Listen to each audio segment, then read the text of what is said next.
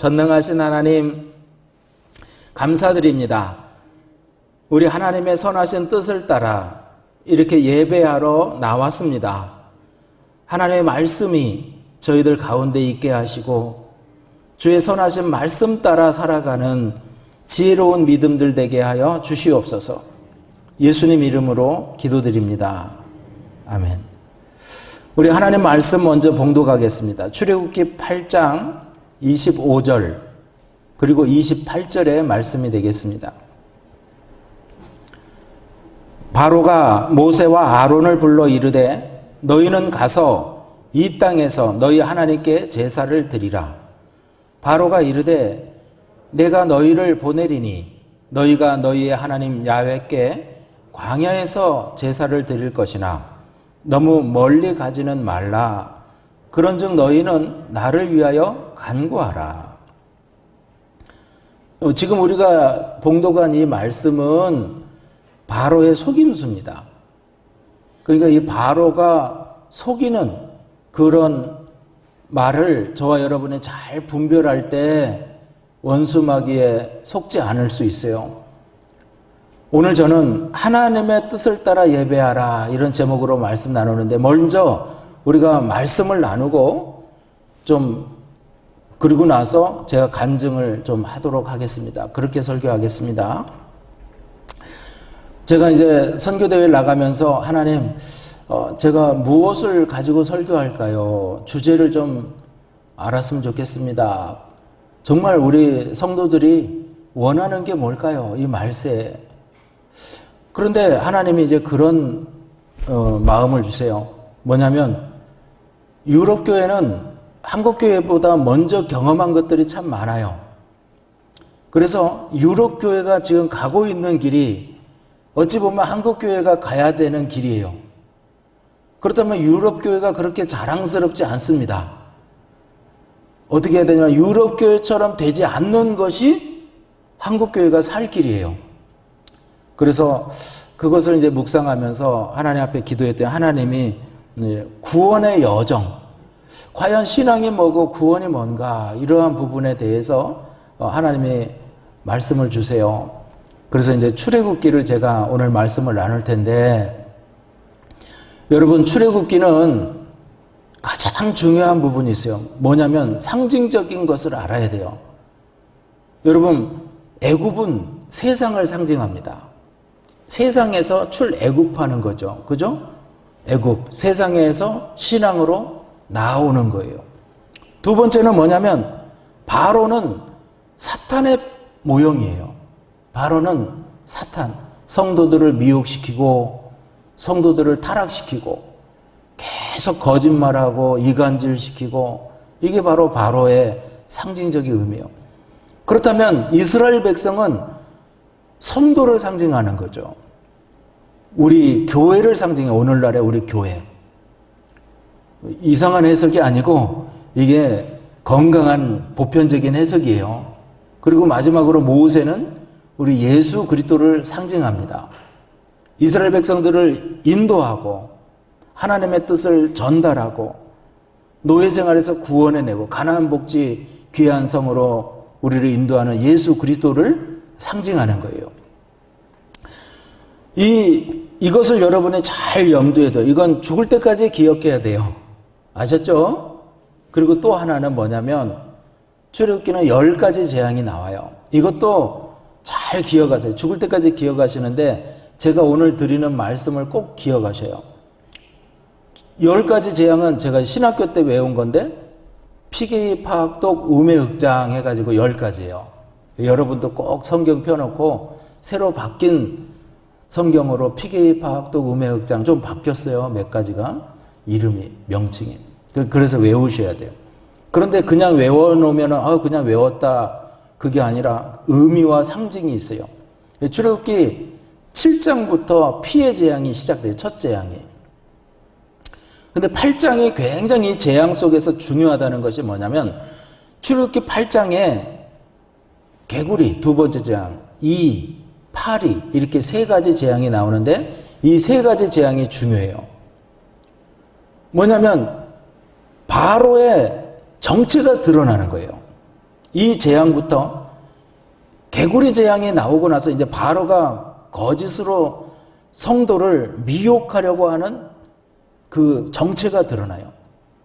야, 멀리 갈 거 없어. 이 애굽에서 제사 드려. 오늘 우리가 읽은 본문이에요. 애굽에서 그냥 제사 드려. 그리고 이 재앙이 나와요. 이제 15절부터 8장 15절부터 이 재앙이 나오는데 이 재앙의 특징이 뭐냐면 마술사들이 그냥 바로의 술객들이라고 옛날 성경 바로의 술객들이 하지 못해요. 그러면서 뭐라고 그러냐면 이는 하나님의 권능이니이다 이렇게 말해요. 그러니까 여러분 사탄이 하지 못하는 일이 있어요. 귀신이 못하는 일이 있어요. 하나님이 하실 일이 있다는 거죠. 평소에는 이전에는 비스무리해요. 하나님 하는 것도 마귀가 따라한단 말이에요. 귀신이 따라한단 말이에요. 악한 영들이 따라해요. 그러나 그것이 구별될 때가 온다는 거죠. 그 다음 재앙이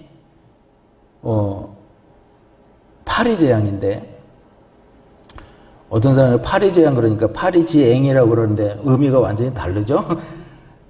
아유 아무도 웃는 걸 못 보니까 제가 굉장히 긴장됩니다 지금. 아이고 막 썰렁해가지고 막이 하나 여기 하나 쳐 있고 여러분 입에도 하나 쳐 있어서. 그런데 이 파리 재앙 때 무슨 일이 있냐면요. 자 중요해요. 이때부터 하나님의 백성과 그러니까 애굽 사람들과 이스라엘 백성을 구별시켜요. 하나님이. 제가 성경 읽어드릴게요. 출애굽기 8장 23절에 내가 내 백성과 내 백성 사이를 구별하리니 내일 이 표징이 있으리라 하셨다 하라. 이게 무슨 재앙? 파리 재앙이라는 거예요. 파리 재앙부터는 하나님의 백성과 마귀의 자식들이 구별돼요.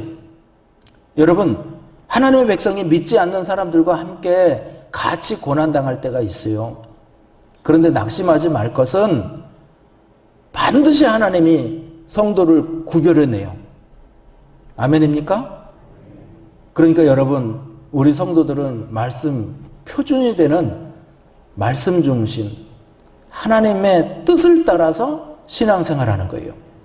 그래서 이제 바로가 거짓으로 성도를 미혹해요. 그때부터 미혹하는데 이런 미혹의 영에 절대 빠지면 안 돼요. 사탄이 성도를 속여요. 여러분 순종하고 말씀 가운데 하나님의 뜻을 따라 살아라. 그런데 사탄이 이제 적당하게 타협하게 하고 저와 여러분을 속여요. 그 오늘 첫 번째 속임이 뭐냐면 타협하라는 것이 뭐냐면 애굽으로 들어가지 말라는 거예요. 애굽으로 들어가지 말아라. 여기서 제사해라. 8장 25절 바로가 모세와 아론을 불러 이르되 너희는 가서 이 땅에서 너희 하나님께 제사를 드리라. 이 땅은요 애굽 땅이에요. 세상이에요. 이 땅에서 제사 드리라. 근데 여러분 바로가 모세와 아론을 불러서 제안을 하는 거예요. 멀리 가지 말고 이 땅에서 그냥 희생의 제사를 드려. 그런데 저와 여러분이 이 땅은 어디냐면은 애굽을 말하는 거고 하나님은 3일길을 나가서 제사해라 예배해라 그랬어요. 3일길을 나가라. 근데 마귀는 정면으로 이 땅이라고 말해요. 결론부터 말씀드리면 우리는 하나님의 말씀대로 예배드려야 돼요. 하나님의 뜻을 따라 예배드려야 돼요. 이건 교회를 상징하는 거예요. 교회. 3일길은요 교회를 상징하는 거예요. 교회에 들어가서 교회에 나가서 예배해야 되죠. 근데 마귀는 뭐라고 그래요? 야 삶이 예배잖아. 직장이 예배잖아. 교회는 나가지 말고 그냥 세상 가운데서 얼마든지 예배할 수 있잖아. 세상 사람들을 어떻게 그들을 구원해야지 이러면서 미혹시키는 거예요. 제가 독일에서 한 가정을 베를린에서 전도를 하는데요. 이 가정이 믿음이 없는 집이 아니에요. 엄청 믿음이 좋아요. 그런데 이 교회 가서 시험 받고 또 저 교회 가서 시험 받고 몇 군데 시험 받고 나서 이제 교회 안 나가요. 그리고 집에서 아버지가 가장이 돼가지고 집에서 야 우리는 집이 교회야 하고 오늘은 여의도 순복음교회 인터넷 방송, 오늘은 사랑의 교회 인터넷 방송, 그러면서 헌금도 다 보내요. 그래서 가서 이제 전도를 하면서 이야기를 하는데 교회에 시험 들었어요. 여러분 왜 교회에 나가야 되는가? 왜 3일길을 들어가야 되는가? 간단해요. 하나님 뜻이기 때문에 그래요. 하나님이 그렇게 하라 했기 때문에 그렇게 해야 되는 거예요. 오늘 인터넷 예배로 드리고 있는 분들에게는 지금은 특수한 상황이니까 제가 여러분들에게 드리는 말은 아니에요. 그런데 이제 굉장히 인터넷 예배가 보편화될 거예요, 앞으로. 그런데 이 인터넷 예배가 보편화되게 나면은 제가 예언하건대 성도들이 신앙이 우수수 떨어질 거예요. 이거는 불보듯 뻔한 거예요. 이것을 이겨내려면 하나님의 말씀 따라서 예배할 줄 알아야 돼요. 인터넷 예배는 벌써 자세가 달라지는 거예요. 그리고 하나님 뜻이 교회로 모이라고 했거든요. 그래서 여러분, 우리 신앙을 잘 지킬 줄 알아야 돼요. 이것이 습관이 되고, 이게 비본질적인 것을 통해서 본질적인 것을 잃어버려요. 야, 나 오늘 예배 드렸으니까 이렇게 자기의 합리화를 시켜버릴 수 있다는 거예요. 이게 굉장히 심각한 상황이에요. 제가 예를 이제부터 하나 들려드릴게요. 과거 독일은 여러분 마틴 루터가 종교개혁을 일으켰죠. 그리고 17세기, 18세기 엄청난 경건주의 운동이 독일에서 일어났어요. 그런데 여러분 독일이 신앙을 언제 본격적으로 잃어버린 줄 알아요? 70년대, 80년대요. 우리나라 광부 간호사가 69년, 70년대에 독일로 건너갔거든요. 왜 그분들이 건너간 줄 알아요? 독일이 너무너무 잘 살게 된 거예요. 그런데 어렵고 힘든 일은 아무도 안 하려고 그래요. 그러니까 외국에서 다 어려운 일, 힘든 일 하는 사람 오라고 그래요. 여러분 이 당시에 나온 말이 뭐냐면, 물론 그 전에 나왔지만 바캉스라는 거예요. 바캉스. 바캉스 들어보셨습니까? 바캉스의 의미는 뭐냐면 그럴듯하게 즐기고 오는 여름 휴가를 보내자, 이런 뜻이에요. 그래서 그 의미는 11달 동안 열심히 일해가지고 한 달을 쓰는 거예요. 한 달 동안 싹 써버리는 거예요. 바캉스. 원래는 프랑스어인데 이게 유럽의 보편적인 현상이에요. 다 유럽 가운데. 근데 한 달 동안 교회도 문을 닫고요. 스페인 해변가에서 예배를 해요. 교회도 문을 다 닫아요. 그때는. 그런데요, 그러한 60년대 후반, 70년대, 80년대를 지나면서 교회가 급격하게 변질되기 시작하는 거예요. 그래서 어떻게 되는, 지금은 사람들이 교회를 3번 나가요. 부활절, 추수감사절, 성탄절. 그 외에는 안 나가요. 그런데 그들을 믿음 없다고 할 수 없는 거예요. 그들에게 이렇게 아르바이트 페어트락이라고 해가지고 직장 들어갈 때 계약서를 쓸 때요, 크리스찬 항목이 있어요. 거기다가 체크하면 월급에서 세금이 7% 내지 8%가 떼나가요. 이게 종교세입니다. 근데 난 크리스찬 아닙니다 하고 체크하면 안 떼나가요. 그 사람 크리스찬 아니에요? 11조 생활한단 말이에요. 그리고 1년에 3번 나와도 자기들은 신앙 지킨다고 구원받았다고 생각하는 사람들이에요. 그리고 다 해요. 세상 것. 근데 그들에게 구원 못 받았다고 과연 말할 수 있을까요? 왜냐하면 그들은 자기들을 합리화시켜버린 거예요.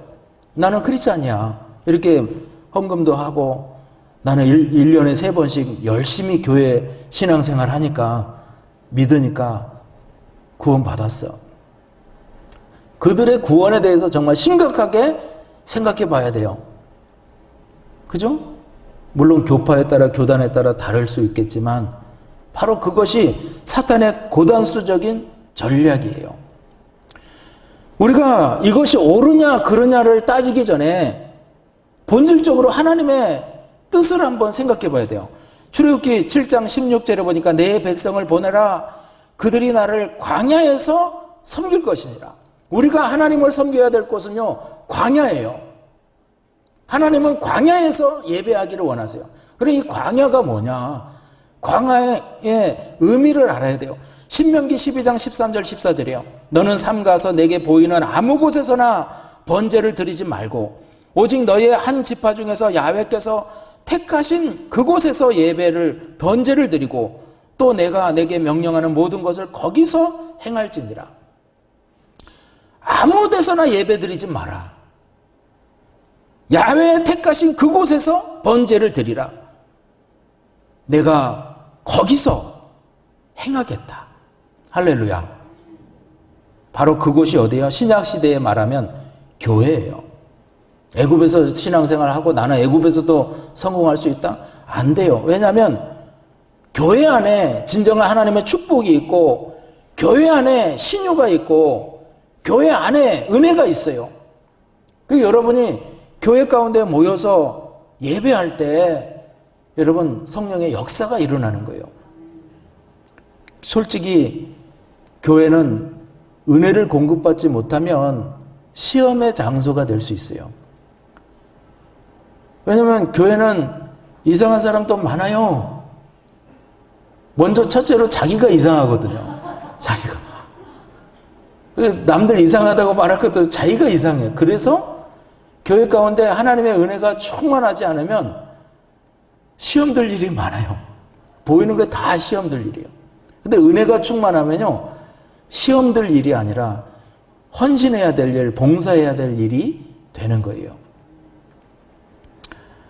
왜 교회에서 예배해야 되는가? 여러분, 하나님의 명령이기 때문에 그래요. 하나님께서 당신께서 택한 백성을 반드시 광야가 아닌 교회로 3일길을 나가라 이렇게 말해요. 근데 마귀는 그냥 여기서 예배드려, 여기서 해, 이게 미혹하는 거죠. 또 세상이 아니라 애굽에서 예배해야 될, 애굽이 아니라 광야에서 예배해야 될, 세상이 아니라 교회에서 예배해야 될 이유는 뭐냐면요, 그렇게 하면 마귀의 표적이 될 수 있기 때문에 그래요. 출애굽기 8장 26절에 모세가 하는 말이에요. 바로가 야 가지 말고 여기서 예배드려. 그때 이제 모세가 출애굽기 8장 26절에 말씀을 해요. 모세가 이르되 그리함은 부당하나이다. 우리가 우리 하나님 야훼께 제사를 드리는 것은 애굽 사람이 싫어하는 바인즉 우리가 만일 애굽 사람의 목전에서 제사를 드리면 그들이 그것을 미워하여 우리를 돌로 치지 아니하리이까. 자 보세요. 세상에서 여러분이 예배한다고 그러면 마귀의 표적이 돼버려요. 밥이 되는 거예요. 교회 안에 사망 권세를 이기는 능력이 있어요. 교회 안에 아까 말씀드린 축복이 있고 교회 안에 은혜가 있어요. 그래서 내가 교회가 되고 또 교회가 내가 돼서 연합하여서 나아갈 때 시험에 들지 않고 여러분 악한 권세가 다 깨지는 거예요. 교회는 전통이라는 것이 있어요. 예전이라는 거예요.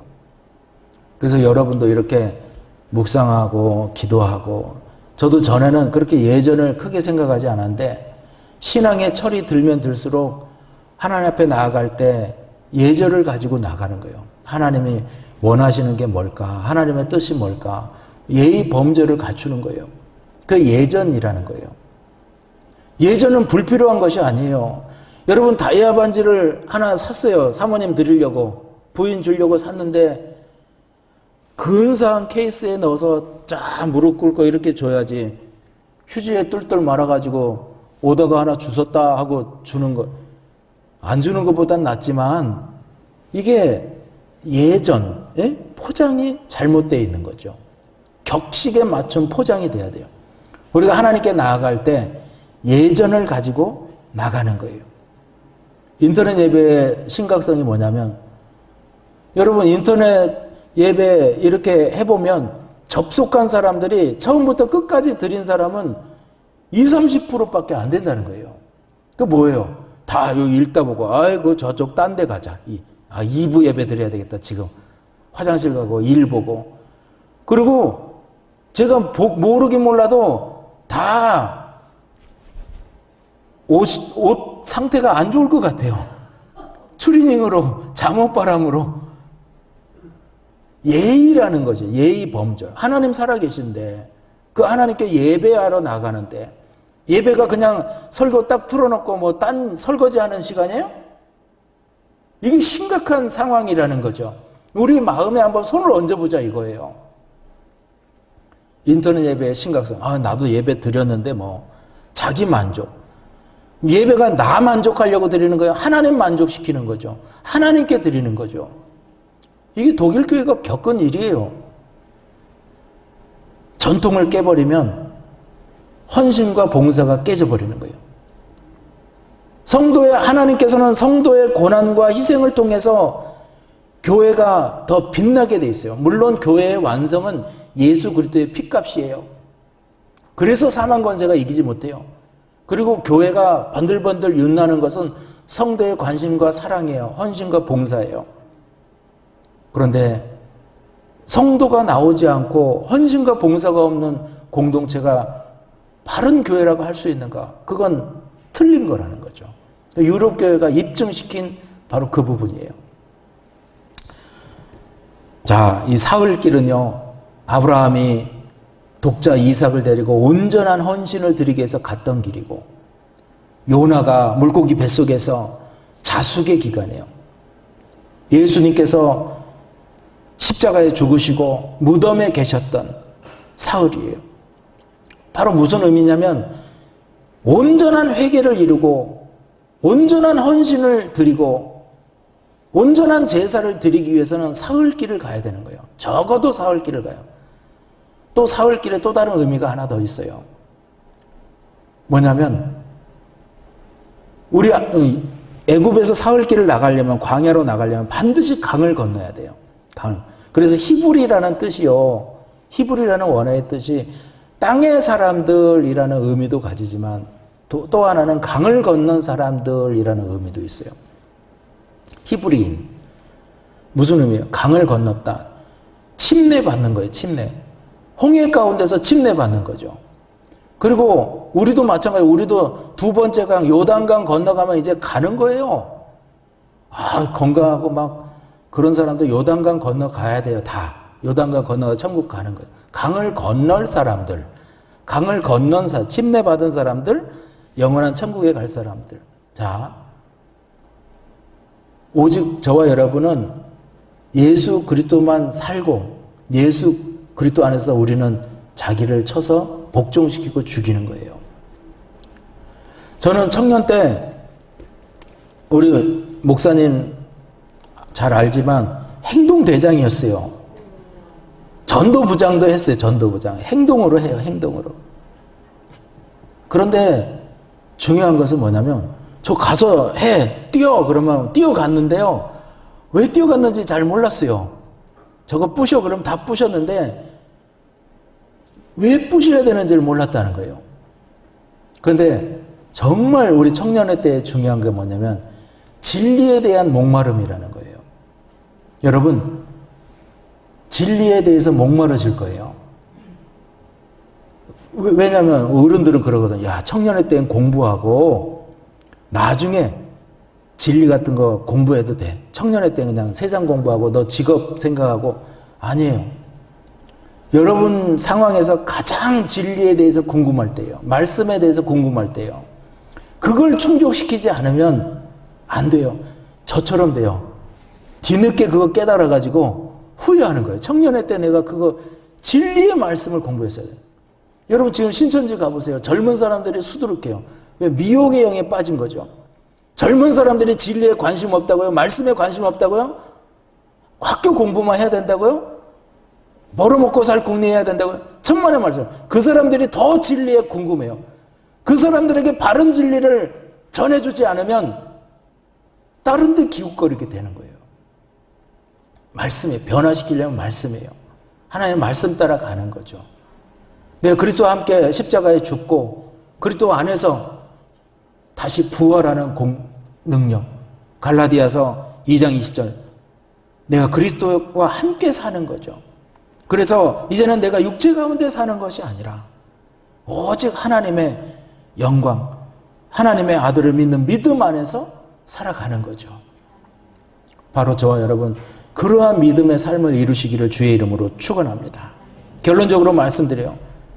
우리가 이것을 잘 분별하지 못하고 예수님 믿는 믿음 안에서 편의를 생각해요. 자꾸 편할 거 생각하고 합리적인 것을. 독일 사람들 엄청 합리적이에요.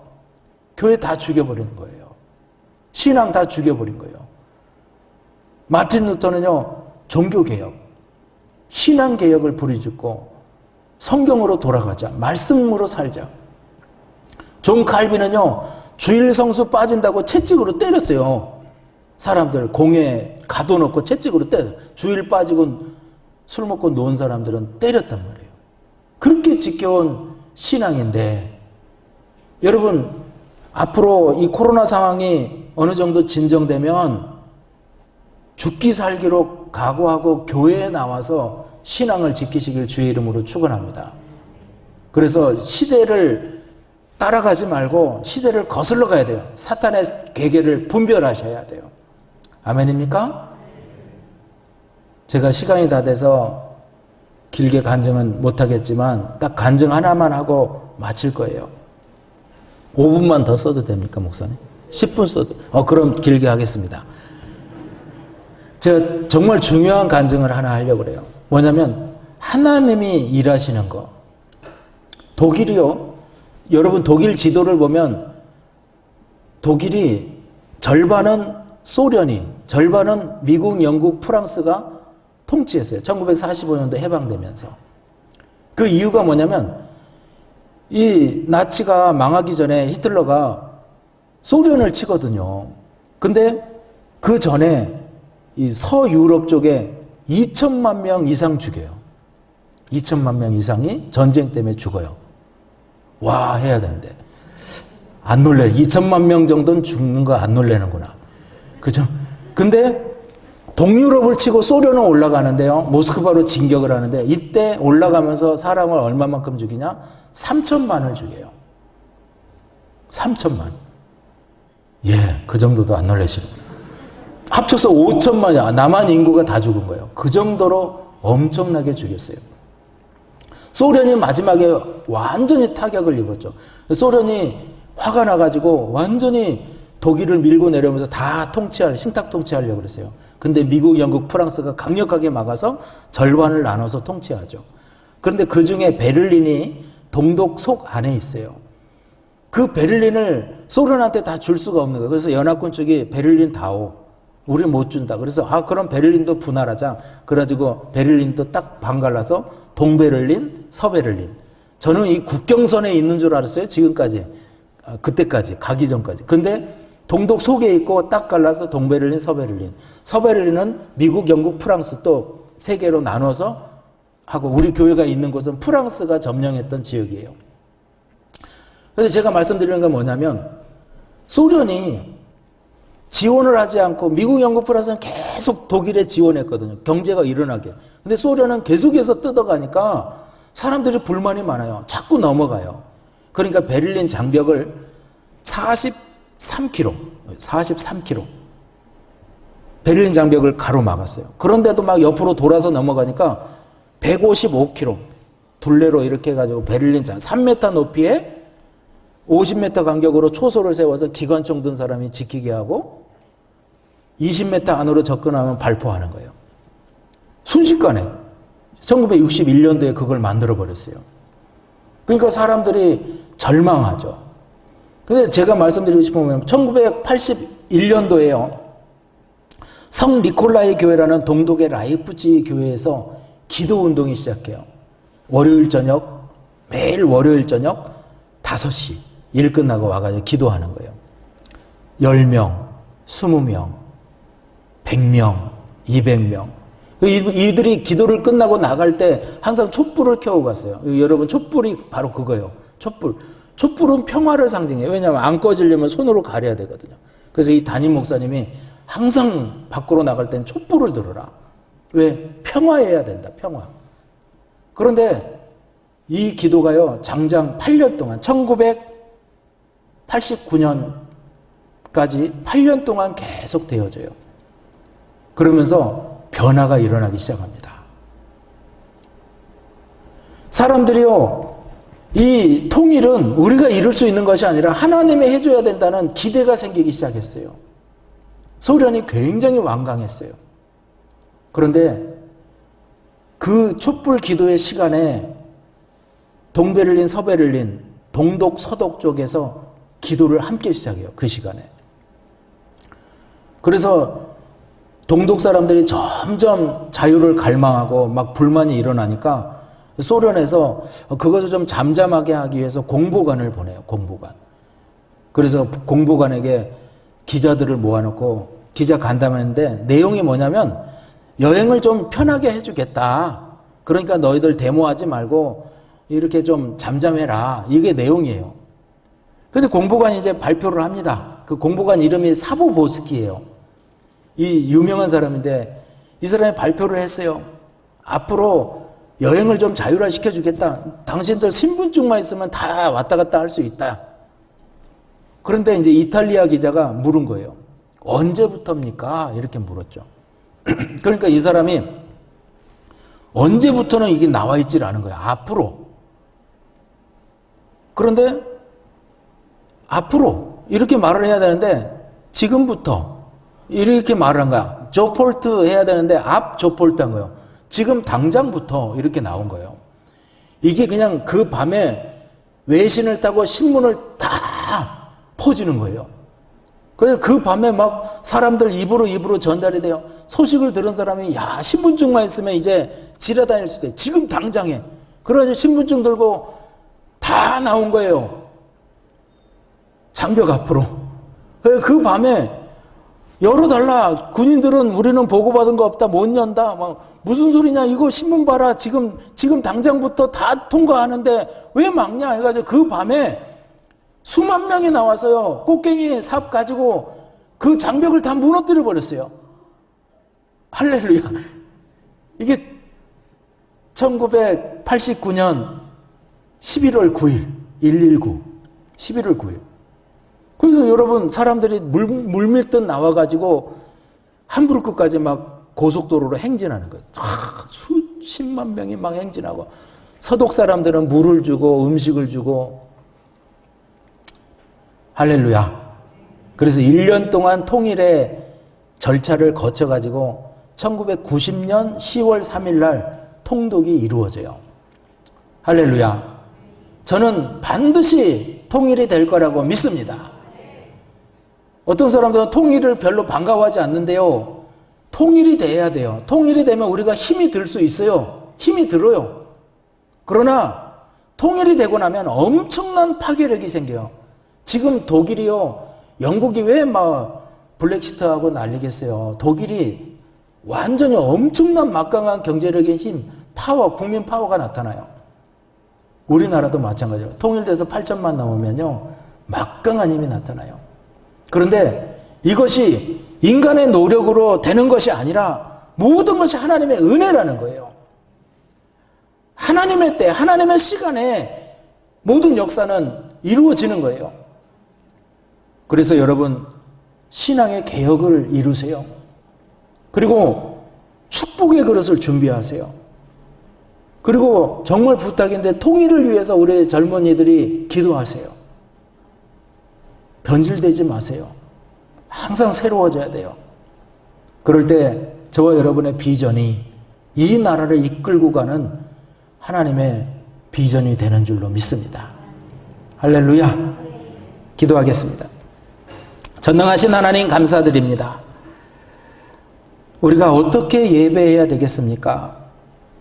우리가 어떻게 하나님께 나아가야 되겠습니까? 어떻게 통일을 준비해야 되고 어떻게 우리의 앞날을 준비해야 되겠습니까?